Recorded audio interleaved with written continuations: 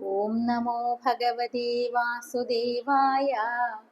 ഓം ശ്രീകൃഷ്ണ പരമാത്മനേ നമഃ.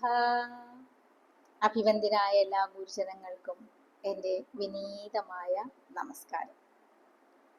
ശ്രീമദ് ഭഗവത്ഗീത ക്ലാസ്സിലേക്ക് ഏവർക്കും സ്വാഗതം. ശ്രീമദ് ഭഗവത്ഗീത നാം ഇന്ന് ആദ്യത്തെ ക്ലാസ്സിൽ ധ്യാനം കഴിഞ്ഞു, രണ്ടാമത് മാഹാത്മ്യം കഴിഞ്ഞു.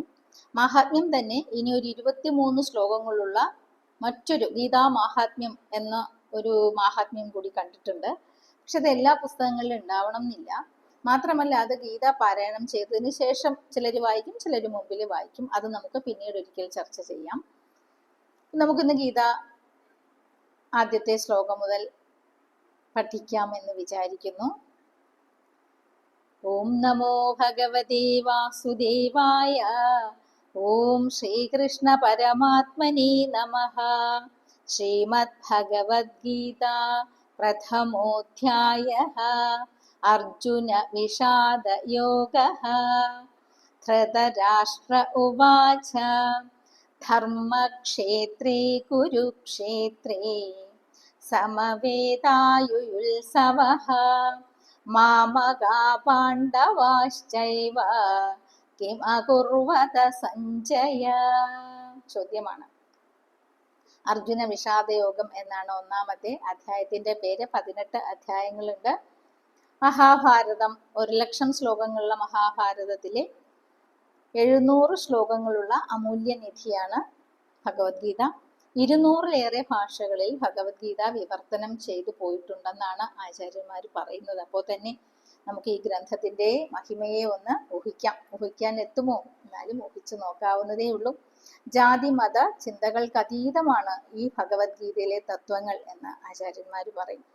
ഒരേ സച്ചിദാനന്ദ പരബ്രഹ്മത്തെ, ഈ പ്രപഞ്ചം നിലനിൽക്കുന്നത് ഏതൊന്നിലാണോ അതിനെ ഇതിൽ വർണ്ണിച്ചിരിക്കുന്നു.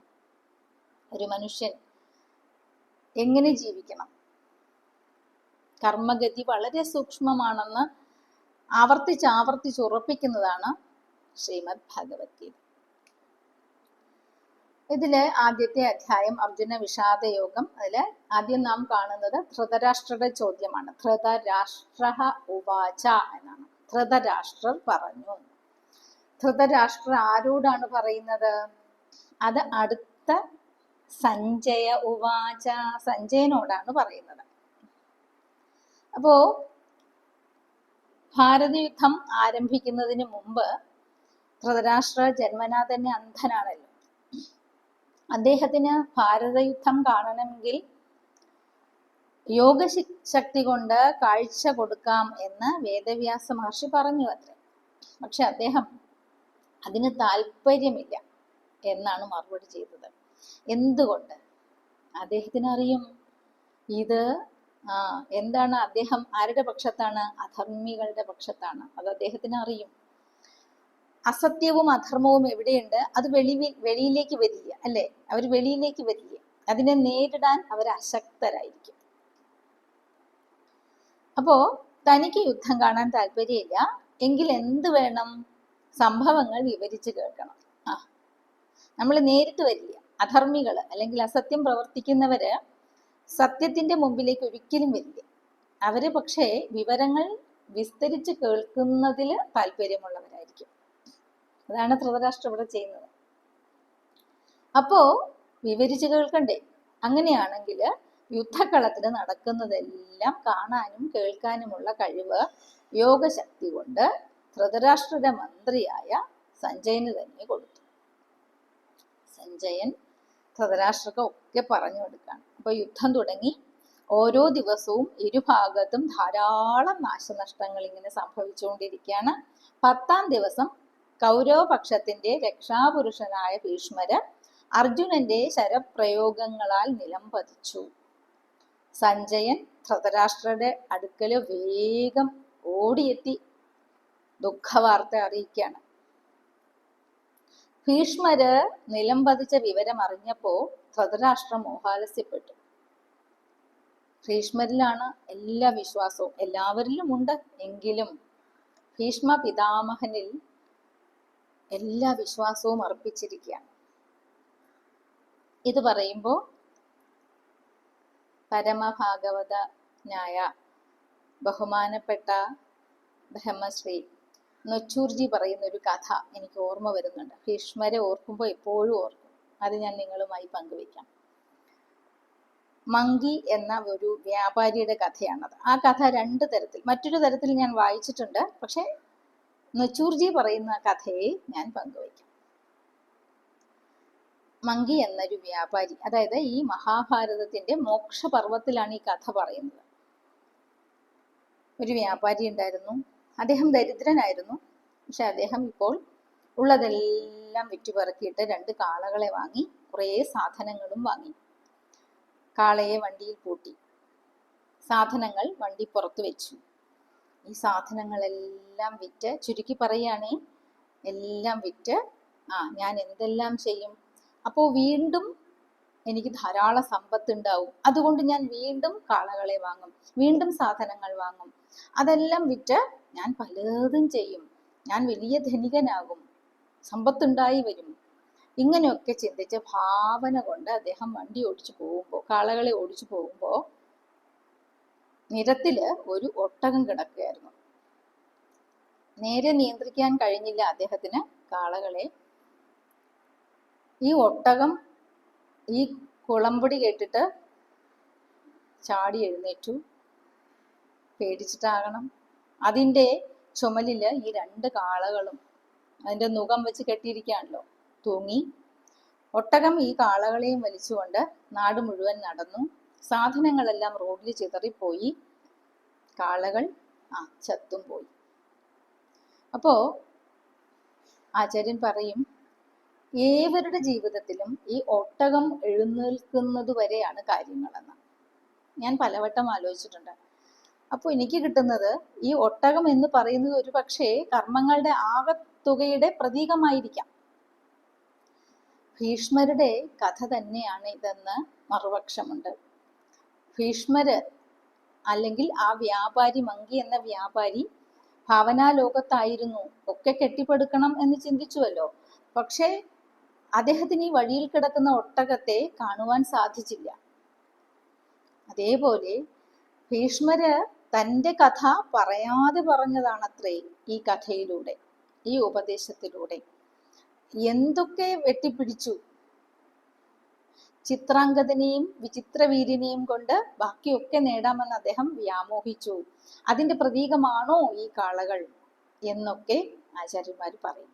ഭീഷ്മര് സ്വന്തം കഥയെ പരോക്ഷമായിട്ട് പറഞ്ഞതാണോ, സൂചിപ്പിച്ചതാണോ എന്ന് പറയും. അപ്പോൾ ശരിക്കും പറഞ്ഞാൽ കർമ്മത്തിന്റെ ഗതി വളരെ സൂക്ഷ്മമാണ്. ഒടുവിൽ ഭഗവത്ഗീത പറയും, ദൈവം ചൈവാത്ര പഞ്ചമം. എന്താണ് ദൈവം? പോയ ജന്മങ്ങളിൽ ആർജിച്ച അദൃഷ്ട പുണ്യപാപങ്ങളുടെ ആകത്തുകയാണ് ദൈവം. അത് സൂക്ഷ്മമാണ്. ഓരോ ജീവിയുടെയും ഉള്ളത് സൂക്ഷ്മ രൂപത്തില് ആചാര്യന്മാര് പറയും, അത് റെക്കോർഡ് ചെയ്ത് വെച്ചിരിക്കുന്നു എന്ന് പറയും. അതാണ് ഓരോരുത്തരെയും വഴി നടത്തുന്നത്. ഓരോ കർമ്മവും ഓരോരുത്തരിലും നിക്ഷിപ്തമായിരിക്കും. അപ്പൊ ഈ ഭീഷ്മര് നിലം പതിച്ചപ്പോ ആകെ പേടിയായി. അങ്ങനെ ബോധം തെളിഞ്ഞു ധൃതരാഷ്ട്രക്ക്.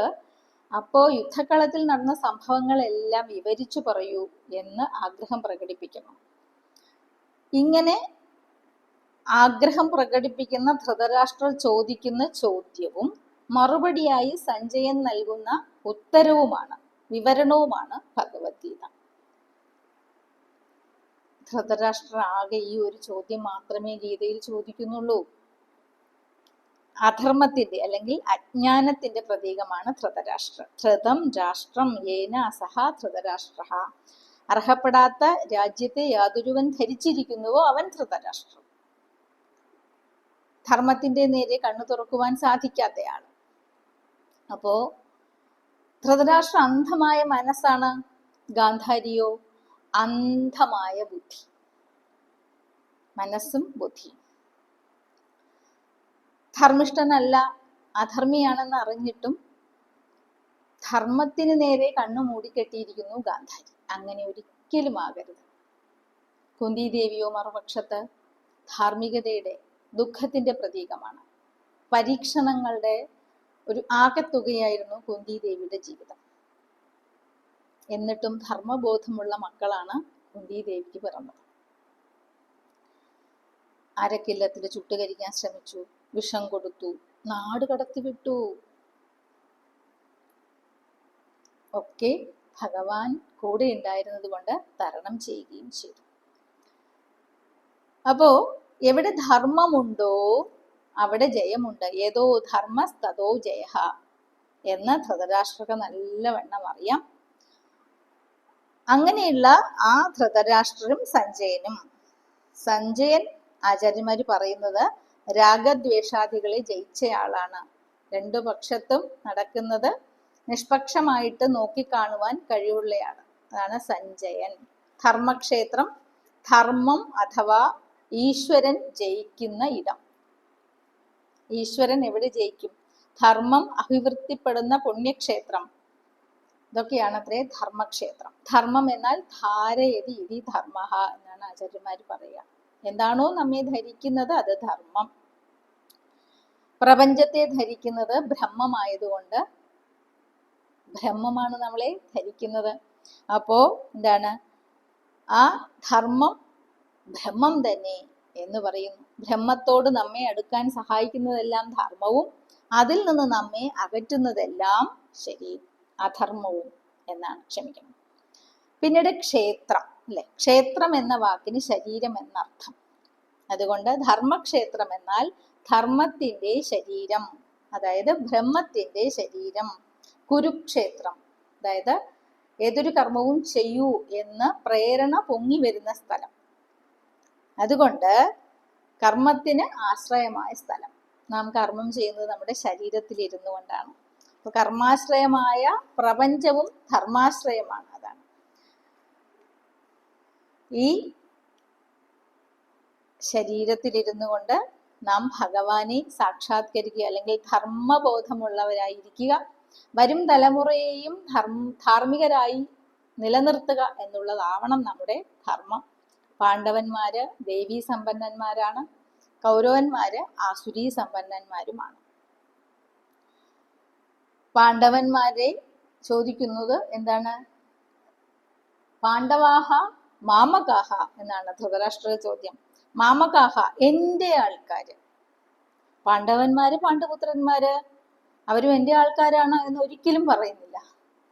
ഇതുകൊണ്ടാണ് ഇതിഹാസമാകുന്നത്. ഇത് തന്നെയാണ് ഇവിടെ എല്ലാ കാലത്തും നടന്നിരുന്നത്. ഇതി ഈഹ ആസം. ഇപ്പോഴും ഇത് തന്നെ നടക്കുന്നു. എല്ലാ കാലത്തും ഇത് തന്നെ ഉണ്ടാവും. വ്യാസഭഗവാൻ പറഞ്ഞിട്ടുള്ളത് അല്ലാതെ പുതിയതായിട്ട് ഒന്നും നമുക്ക് ചേർക്കുവാനേയില്ല. വ്യാസോച്ഛിഷ്ടം ജഗത് സർവം എന്നാണ്. അവിടെ നമ്മുടെ ജീവിതം ദൈവീ ആസുരി ഭാവനകളുടെ സംഘടനത്തിന്റെ ഒരു ഭാഗമാണ്. അപ്പൊ നമ്മുടെ ഹൃദയത്തിലാണ് ഈ യുദ്ധം നമ്മുടെ മനസ്സിലാണ് ഈ യുദ്ധം നടക്കുക.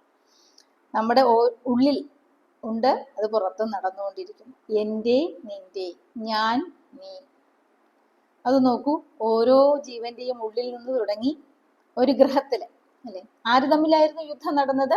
സഹോദരങ്ങൾ തമ്മില്. എന്തിനു വേണ്ടിയായിരുന്നു യുദ്ധം നടന്നത്? മണ്ണിന് വേണ്ടിയിട്ട്.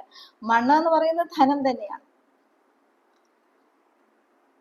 ധനത്തിന് വേണ്ടിയിട്ട്. എനിക്ക് കുറഞ്ഞു, നിനക്ക് കൂടി. ഇതൊക്കെയല്ലേ യുദ്ധത്തിന് കാരണമായിട്ടുള്ളത്. അപ്പോ ഈ അജ്ഞാനം കൊണ്ടാണ് നമുക്ക് ഇത് തോന്നുന്നത്. ഈ അജ്ഞാനത്തെയാണ് നാം ജയിക്കേണ്ടത്. അപ്പോ ആര് ധർമ്മപക്ഷത്ത് നിൽക്കും അവന് പാണ്ഡവന്മാരെ പോലെ ജയം സുനിശ്ചിതമാണ് എന്ന് തന്നെയാണ് ഈ ഭഗവത്ഗീത ഉദ്ഘോഷിക്കുന്നത്. അതിന് ഭഗവാനെ ശരണം പ്രാപിക്കുക എന്നുള്ളതാണ്. ഭഗവത്ഗീതയെ കുറിച്ച് പറയുമ്പോൾ ഞാൻ ഒരു കാര്യം കൂടി പരിചയപ്പെടുത്തിക്കൊള്ളട്ടെ. വളരെ ചെറുതിലെ അക്ഷരങ്ങൾ കൂട്ടി വായിക്കുന്ന സമയത്ത് എനിക്ക് എൻ്റെ അച്ഛൻ പ്രസന്റ് ആയിട്ട് തന്നതാണ് ഈ 4 പുസ്തകങ്ങൾ. 4 പുസ്തകങ്ങളുണ്ട്. ഭാരതത്തിലെ മഹാന്മാർ എന്നാണ് ഈ പുസ്തകങ്ങളുടെ പേര്. 4ാം ഭാഗത്തിന് ഇന്ത്യാ ചരിത്രം, കുട്ടികളുടെ ഇന്ത്യാ ചരിത്രം. അതായത് കുട്ടികൾക്ക് മനസ്സിലാകുന്ന രീതിയിലാണ് ഇതിന്റെ ഘടന. ഇതിന്റെ വാക്കുകളെല്ലാം വളരെ നന്നാണ്. എവിടെ പോയാലും ഈ ഗ്രന്ഥങ്ങൾ ഇപ്പോൾ കിട്ടുമോ എന്ന് തിരക്കാറുണ്ട്, പക്ഷെ ഒന്നും കിട്ടാറില്ല. അപ്പോൾ ഇതില് ഈ ഭാരതത്തിന്റെ മഹാന്മാരെ ചെറുതിലെ വായിക്കുവാൻ സാധിച്ചപ്പോൾ രാമാനുജാചാര്യരെ, മധ്വാചാര്യരെ, അതേപോലെ ഭഗവാന്റെ ചരിതങ്ങളെ, ജയദേവ കവിയെ, കബീർദാസിനെ, സൂർദാസിനെ, അങ്ങനെ അനേകം നമ്മുടെ പുണ്യാത്മാക്കളെയാണ് ഇതിൽ വർണ്ണിക്കുന്നത്. ഒടുവില് ജ്ഞാനേശ്വർ എന്ന് പറഞ്ഞ ആ സന്ത് ജ്ഞാനേശ്വർ മഹാരാജ്, ആ മഹാരാജിനെ വർണ്ണിക്കും. അപ്പോൾ അന്ന് ഈ പുസ്തകം നോക്കൂ, കയ്യൊപ്പൊക്കെ ഇട്ടിട്ട് ചെറുതിൽ കിട്ടിയതാണ്. അപ്പോൾ ഈ പുസ്തകം 4 പുസ്തകത്തിലും കയ്യൊപ്പിട്ടിട്ടുണ്ട്. അപ്പോൾ ജ്ഞാനേശ്വർ ജിയെ വായിച്ച് സത്യം പറഞ്ഞാൽ മീരാബായി അങ്ങനെ അനേകം എല്ലാം ഭാരതത്തിലെ മഹാന്മാരെ കുറിച്ച് വായിക്കുമ്പോൾ കണ്ണീരണിഞ്ഞും കോൾമയിർ കൊണ്ടുമാണ് വായിക്കുന്നത്. അത് ഹൃദിസ്ഥമാക്കുകയും അതിലൂടെ ആനന്ദം കണ്ടെത്തുകയും ചെയ്തിരുന്നു. അപ്പൊ അങ്ങനെ ഈ പുസ്തകത്തില് സന്ത് ജ്ഞാനേശ്വരെ വായിക്കുമ്പോൾ അതിലൊരു ഭാഗമുണ്ടായിരുന്നു. ജ്ഞാനേശ്വർജി ഭഗവത്ഗീതയ്ക്ക് ഭാഷ്യം രചിച്ചു. അതിന്റെ പേര് ജ്ഞാനേശ്വരി എന്നാണ്. മറാഠി ഭാഷയിലാണ് അത് രചിച്ചിരിക്കുന്നത്.